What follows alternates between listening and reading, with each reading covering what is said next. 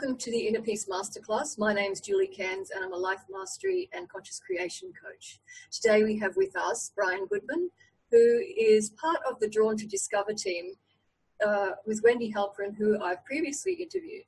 Brian is business partner of this project and he's been involved for over a year, I believe, due to previously having his own children involved in the project. Brian's got an interesting history of over 20 years of marketing and advertising and feeling a deep sense of restlessness and need for change to give back to the world. He speaks deeply of the law of compensation.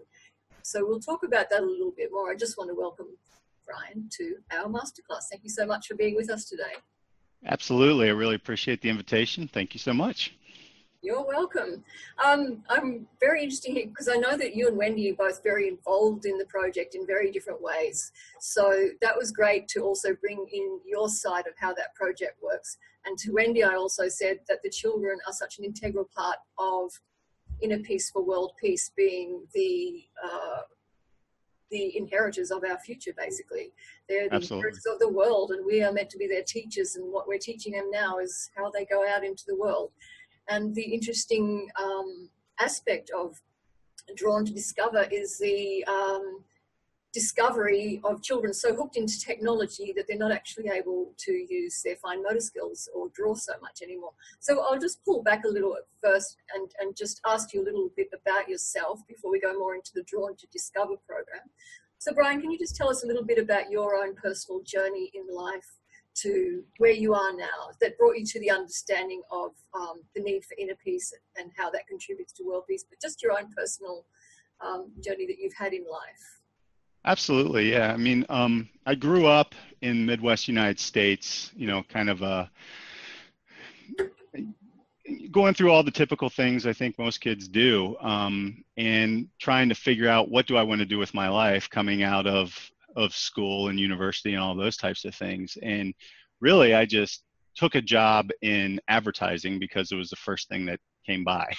It's like I'm a type 1 diabetic and I needed healthcare, and we need to have healthcare provided to us here in the United States, unlike some fun countries. And so it was like, first job that I got with healthcare is the one I took. And it was interesting because I felt like, okay, this is a creative space. I think you can grow and learn and do a lot of fun things within advertising. But as I started to look through it and started to really kind of think about it, I always took a job and always tried to think about a job as to what can I learn from this and how can I grow from this and how can I do something more, as opposed to I'm going to work for this company for the next 40 years of my life and give them everything. And the industry itself was I mean, it still is this way, a very competitive industry. And the thing that always struck me is everyone was always trying to take a piece of the pie.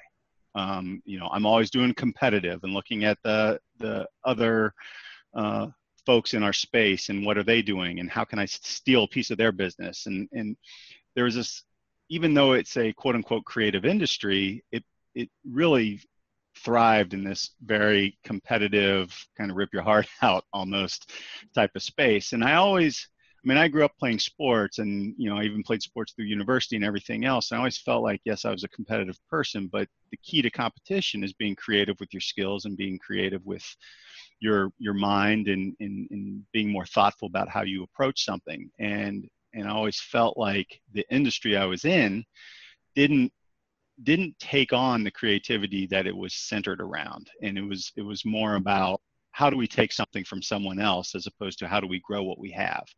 And that to me was something I always struggled with, just because I didn't feel like I was really giving anything or sharing anything that was meaningful or better or what have you.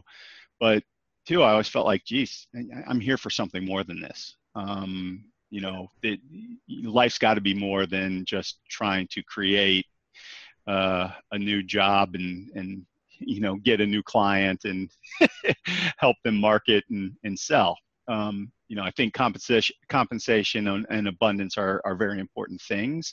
But, you know, I really struggled with the whole idea of money and what money meant in our lives personally and in corporate life and all the rest of that. And I think our society here in the US and probably globally, it's all very driven by this heavily Wall Street oriented, stock oriented, what's your profit margin and how does that all play out?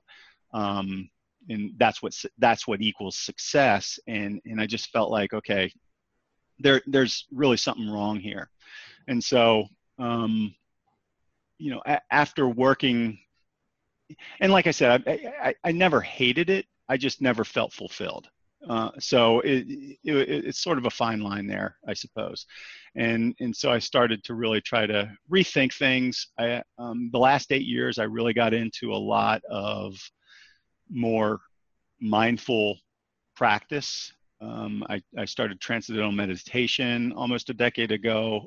That started to help. And then, once you kind of go down one of those one of those practices, you start looking for more things. And, I went from coaching to coaches to thinking of, lots of reading, lots of studying, all types of, laws of the universe, law of attraction, all these types of things. The Secret, a woman from your homeland there, and put out that to the world. And I think there's a lot of great things that I started to really kind of rethink about, and started realizing that, one, it's okay for me to want, it's okay for me to be happy, it's okay for me to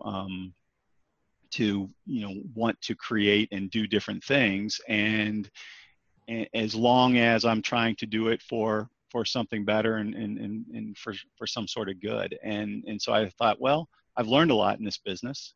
Why not look for something more to do with it? And so I just started really studying and thinking, what would that be? And, I kind of left it up. I started putting it out there in terms of, where do I want to see my life go? What purpose do I want to really find? And I asked the questions, I defined my purpose, I defined my goals, and all of a sudden things started falling into place. And next thing I know, I had known Wendy Halperin for quite some time, for a few years. We actually, rent her home for a vacation home in the summer. That's how I got to know her. Yeah. And then the more we got to, and I know her, our family knows her, the more we got to know her, the more I learned about what she does. And yeah.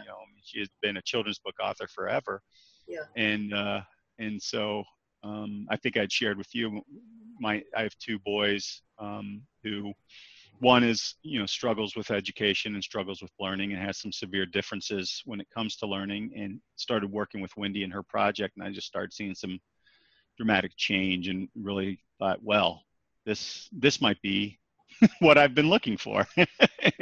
And so, I have another business partner who's a big web developer. And we put a business plan together and said, hey, let's take this online. Let's turn this into a subscription and take it.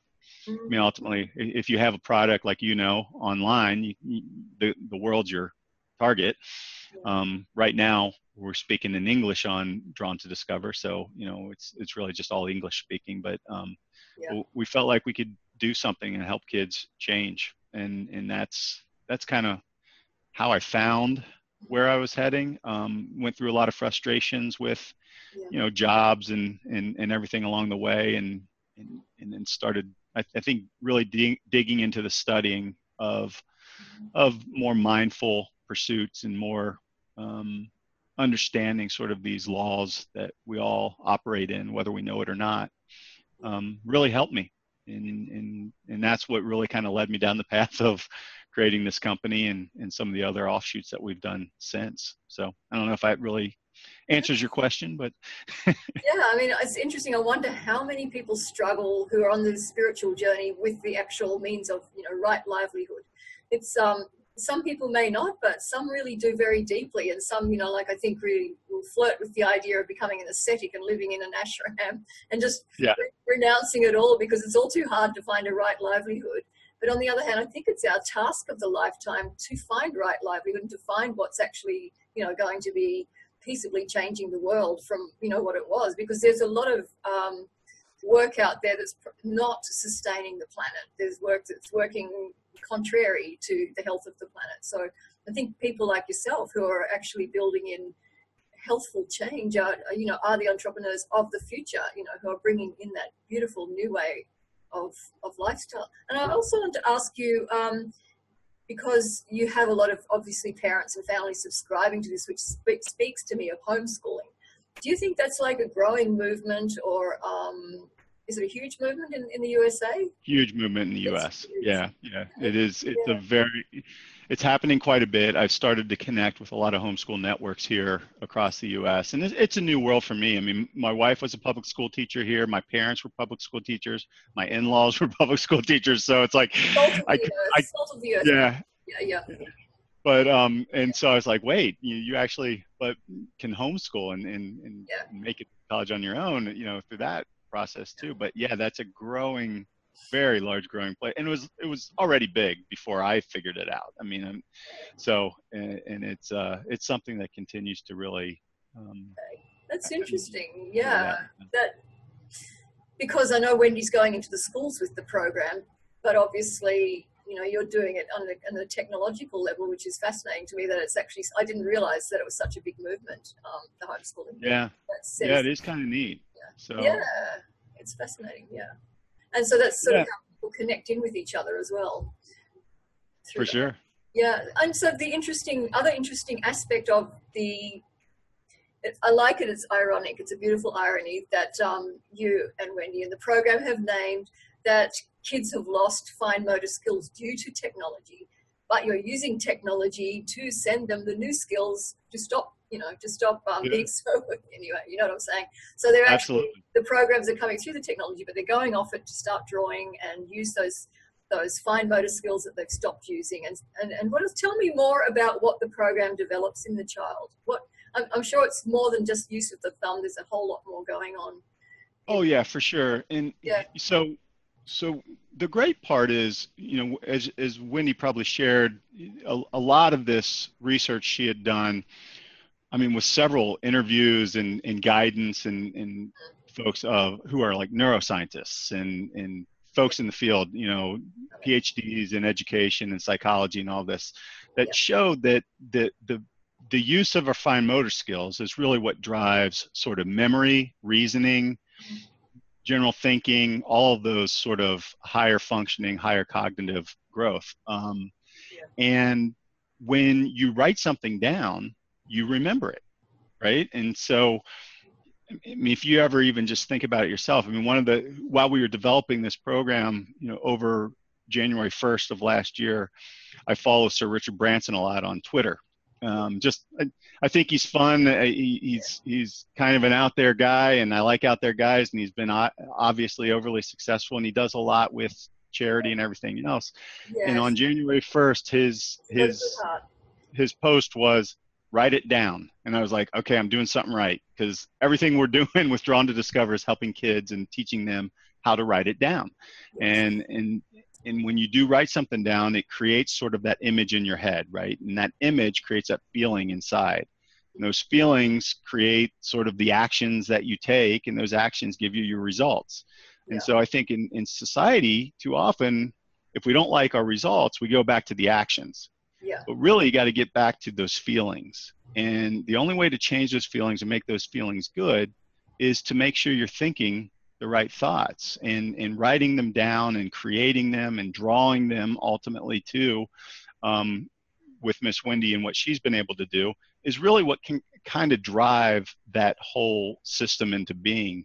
And so for me, it's kind of fun that, one, to your point, we can take technology, take kids out of this point, click, swipe environment, move them back to sort of self-creation and self-fulfillment just with their own tools, the opposable thumb, right? I mean, such a simple tool.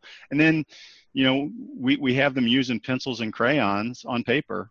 But, our website has sort of the gamification of, hey, how many have you done in a row? You get a badge for this and a badge for that. And so we're keeping it interactive and we're keeping it fun and making it.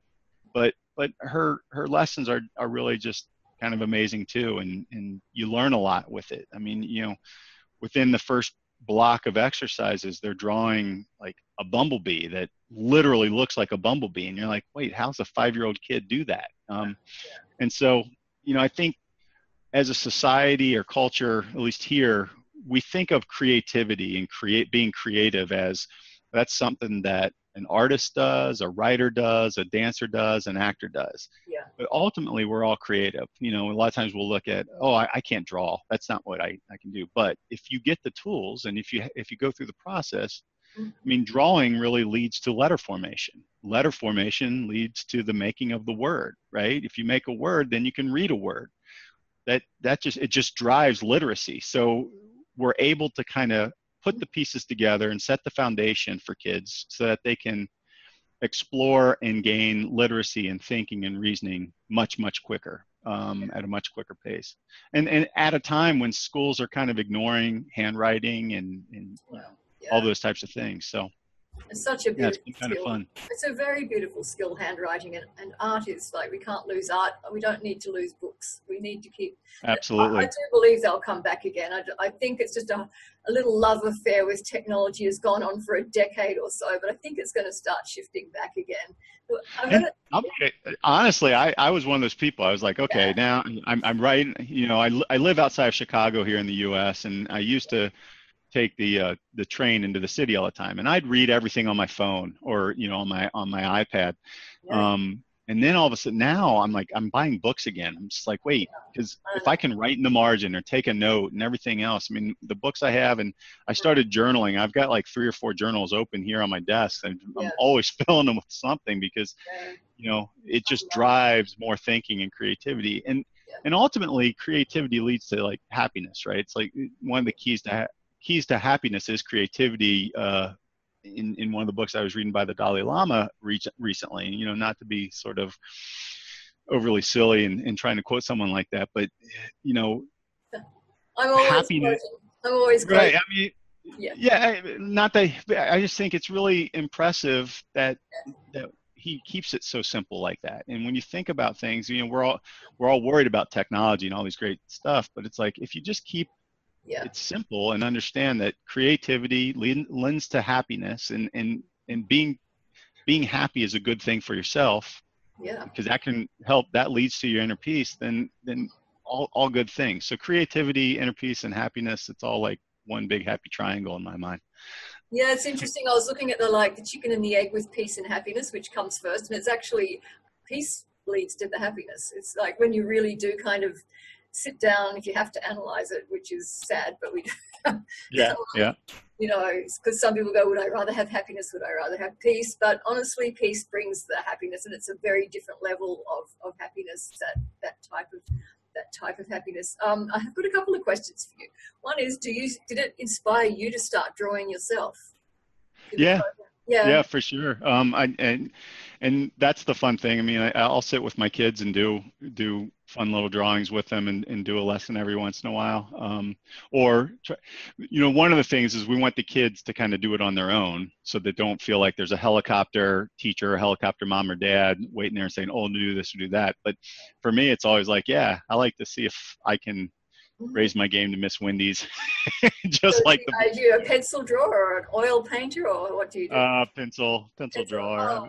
I've always been a doodler anyway, and so fantastic. But yeah, you know, I think throughout school and growing up, I kind of, I'm not the creative guy. You know, so many of us talk ourselves out of being creative, and I think that's kind of a bad thing. So we're trying to change that for the next generation of kids. Beautiful. So, I did want to ask you just a little bit more. Wendy answered this when I interviewed her, but you know, it's worth repeating again, and not everyone may see that particular interview. But what happens with kids when they don't start using their opposable thumb? What happens when, you know, we know what happens when they do, that kind of flowering of the neurosystem and the whole memory and growth and creativity. But what happens when people don't? What's going on there?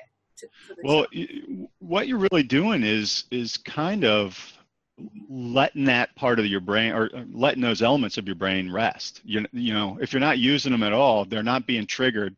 You know, obviously there are successful people who don't have access to using their hands, right? So fine motor skill is a broader term than what we think, or what we may perceive. However, if you do have access to that, to your fingers, then you're only amplifying it. So at some point you get to where you're going to get intellectually and thoughtfully and everything else. But what this does is helps a child get there faster. And ultimately perhaps opens more doors and more thoughts and more creativity along the way, so that they recognize, okay, I can explore more, I can change, I can, the great thing about art is we always need to change perceptions. You always say, put yourself in someone else's shoes. What does that feel like, or think about, how would they feel if you heard that or saw that or what have you. That's what art is. You're moving that paper around, you're always looking at it, and you're saying, okay, how do I change what's my perception? What's my point of view? What do I want to create with this? So it's helping all those higher faculties all the time. And if you're not used to understanding those higher faculties, then, you're missing out. And so, I think we don't have the research to back it up, but I just have the intuition that says, kids are going to miss out on a lot if they don't have sort of those tools and those skills developed at that age.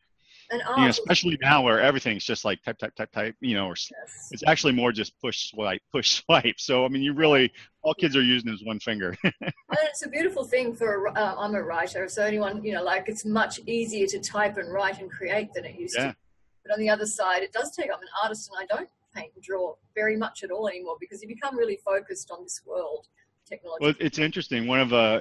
We worked with a neuroscientist down at Indiana University in Bloomington here in the States named Dr. Karen James, and she's been doing a long study on writing to literacy and showing that the messiness in the writing and the actual movement in kids like 4 to 11, she literally puts MRIs on them, and she studies all the interaction every time that they write and what that does to the brain and the energy in the brain. So she's been doing this for quite some time. She's like, it really does change. And she even tells the students in her university classes, I would suggest that you write your notes in class, because it's so easy.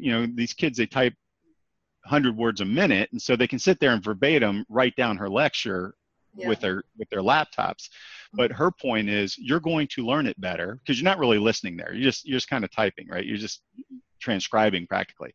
But her point is, if you learn how to write quickly and turn it into something quickly for yourself that you can remember, you're gonna remember that more.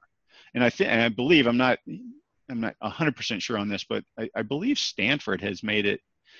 They don't allow students to use laptops in their classes anymore. They make them take handwritten notes because they realize that that's a better way to learn. So, it sort of the irony that the technology took us here, and we're all kind of coming back to it again.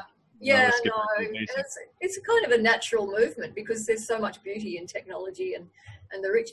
I'm really interested in how many schools, I'm curious, how many schools are using just technology? How many kids actually have stopped writing? Is that another big thing that's really It's happening? A huge thing, yeah. And you almost hear schools, at least elementary schools here across the states, saying, oh, every student has a computer, or every student has their own, tablet or what have you. And it's like, okay, that's great. So, and that part is important. I'm not saying get rid of them or anything else, but if they are not, because we had one school system in northern Michigan here in the States, it has been working with Miss Wendy, and the woman that brought her in to work with the teachers and do it was really impressed, but she was head of their technology. And she said that actually the kids that went through the classes with Miss Wendy and then studied with the teachers that she taught how to teach that way, right? So Wendy would go in with teachers, teach them how to teach through art and use art in the class. The kids who completed the school year with those teachers who had been trained by Miss Wendy actually had better keyboarding skills because they learned to write better. So they had better hand-eye finger coordination, and they were able to type better as a result. So that makes sense. It helps everything. That makes sense. And art is historically and classically change agent. It's change agent for the world. A lot of artists are deeply deeply radical. Some are very political, others aren't. But I know that you and Wendy have focused on using peace quotes, which is not as innocuous as it seems. We all know peace is a radical movement. It's not always an easy movement. You know, there is opposition, and it's strange but true. So I'm just, and I love that that's what you're doing. That there's such a strong focus on peace. What is your personal philosophy around using that with the children? Do you have? Well, I think Wendy kind of led us down that path, and we all jumped on board right away, because the beautiful thing that she said is she was in a I don't know, lecture at one point, and the person speaking said, we go through years and years of studying history, and the majority of the history we study is war. We need to study peace. We need to help our kids, and we need to study peace more, because because peace is part of our history too. Yeah. And it's not just a guy named Martin Luther King, or a guy named Gandhi, or a woman named Mother Teresa. It's something that is worthy of study. And so we figured, well, this is a really cool thing to do. So let's take their words and really start to create almost a curriculum around that. So we're excited. Here at the beginning of November, we'll be launching the Peace Project as part of our platform. Yes. And we have about 60 different lessons. Each lesson's based on a specific quote, and then she draws out and animates what that quote means, which is kind of a fun thing to do. And so it ties it all together. So the kids are learning how to write out the quote. They're using their letter skills, and then they're drawing what that quote means. And it's really kind of fun. So if you write it and draw it, the impression in the head and the feeling that you gain and the actions that hopefully result from that are going to be better for all those involved. So that's our goal. It's beautiful. That sounds like a wonderful project. That's starting in November. It'll be available. Okay. Yeah, and so I think Wendy's making that available to all of the viewers and folks in your masterclass. So that'll be a really fun thing. Yeah, fantastic.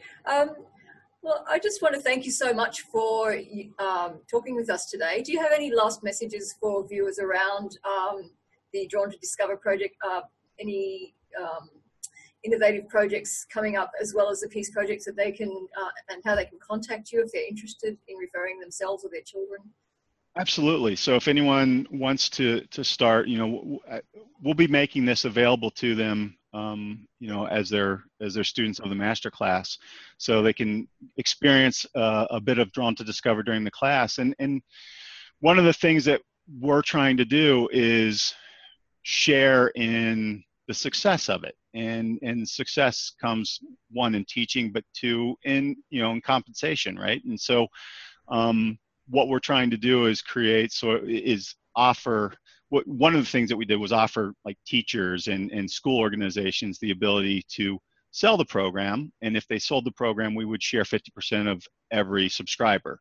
So it's a $12 a month subscription or $120 a year subscription. So, if a teacher were to get 100 subscribers, that's US dollars, sorry, but it'd be $6 to the teacher for each subscriber. So that's $600 a month, which pays their school supplies and coffee and if they got 1,000 or 10,000 or what have you, it goes on. So what we're hoping to do with the masterclass is anyone who's interested in exploring that as for themselves, it's a great way to, one, you can have access to the program as an affiliate, but then promote it. We'll create a unique link, a unique code. That's what you promote with. Okay. And anyone who subscribes through that code, then we will share 50% of all the revenue that you're able to generate. And so that's wonderful. It'll be easy extra money. And you're helping kids. I'm sure some of our viewers will be very interested in that. And I'm sure some will be interested in the project and the programs that you're both running so well. They may not have been aware. So I want to thank you so much for appearing today on our InnerPeace Masterclass. Sure. And I look forward to talking with you both again soon. So thank you so much. Absolutely. Thank you. I appreciate you having me. Peace.